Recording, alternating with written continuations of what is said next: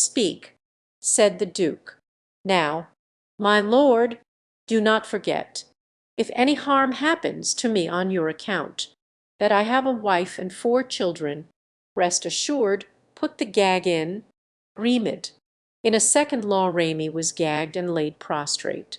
2 or 3 chairs were thrown down as if there had been a struggle. Grimid then took from the pocket of the officer all the keys it contained, and first opened the door of the room in which they were, then shut it and double locked it, and both he and the Duke proceeded rapidly down the gallery which led to the little enclosure. At last they reached the tennis court. It was completely deserted. No sentinels, no one at any of the windows. The Duke ran to the rampart and perceived on the other side of the ditch 3 cavaliers with 2 riding horses. The Duke exchanged a signal with them. It was indeed for him that they were there.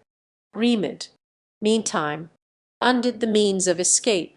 This was not, however, a rope ladder, but a ball of silk cord, with a narrow board which was to pass between the legs, the ball to unwind itself by the weight of the person. "Go," said the Duke. "First, my lord?" inquired Grimid. "Certainly, if I am caught. I risk nothing but being taken back again to prison. If they catch thee, thou wilt be hung." "True," replied Grimid, and instantly Grimid, sitting upon the board as if on horseback, commenced his perilous descent. The Duke followed him with his eyes, with involuntary terror. He had gone down about 3/4 of the length of the wall when the cord broke. Grimid fell precipitated into the moat. The Duke uttered a cry, but Grimid did not give a single moan. He must have been dreadfully hurt, for he did not stir from the place where he fell. Immediately one of the men who were waiting slipped down into the moat, tied under Grimid's shoulders the end of a cord, and the remaining 2, who held the other end, drew Grimid to them. "Descend, my lord," said the man in the moat. "There are only 15 feet more from the top down here, and the grass is soft." The Duke had already begun to descend. His task was the more difficult, as there was no board to support him. He was obliged to let himself down by his hands, and from a height of 50 feet. But as we have said, he was active, strong, and full of presence of mind. In less than 5 minutes he arrived at the end of the cord. He was then only 15 feet from the ground, as the gentleman below had told him. He let go the rope and fell upon his feet, without receiving any injury. He instantly began to climb up the slope of the moat, on the top of which he met de Rochefort.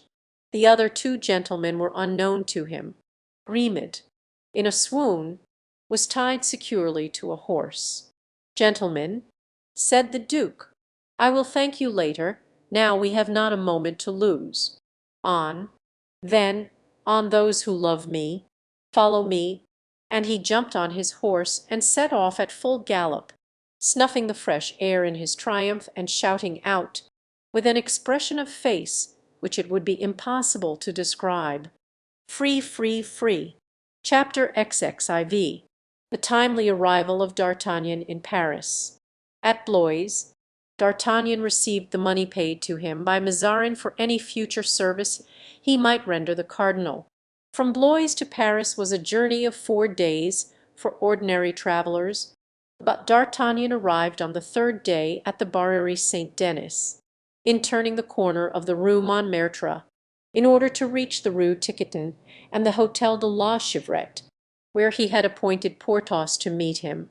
He saw at one of the windows of the hotel that friend himself dressed in a sky-blue waistcoat, embroidered with silver, and gaping till he showed every one of his white teeth, so handsome and so rich, who seemed to weary of his riches and his greatness.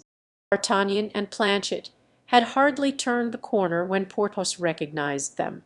"And D'Artagnan," he cried, "thank God you have come." "And good day, dear friend," replied D'Artagnan. Porthos came down at once to the threshold of the hotel. "Ah, my dear friend," he cried, What bad stabling for my horses here!" "Indeed," said D'Artagnan, "I am most unhappy to hear it, on account of those fine animals, and I also I was also wretchedly off," he answered, moving backward and forward as he spoke, and had it not been for the hostess, he added, with his air of vulgar self-complacency, who is very agreeable and understands a joke, "I should have got a lodging elsewhere." The pretty Madeleine, who had approached during this colloquy, stepped back and turned pale as death on hearing Porthos's words, for she thought the scene with the Swiss was about to be repeated; but to her great surprise D'Artagnan remained perfectly calm, and instead of being angry he laughed, and said to Porthos, "Yes, I understand. The air of La Rue Tiquetonne is not like that of Pierrefonds, but console yourself. I will soon conduct you to one much better. When will you do that?" "Immediately, I hope. Ah, so much the better."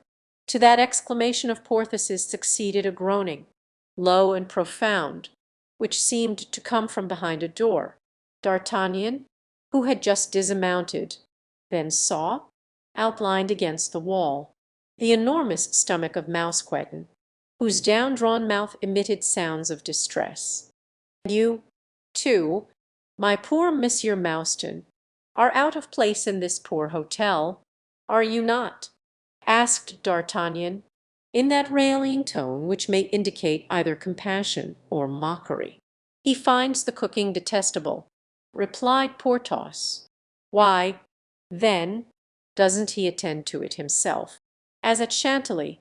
Ah, monsieur, I have not here, as I had there, the ponds of Monsieur le Prince, where I could catch those beautiful carp, nor the forests of his Highness to provide me with partridges.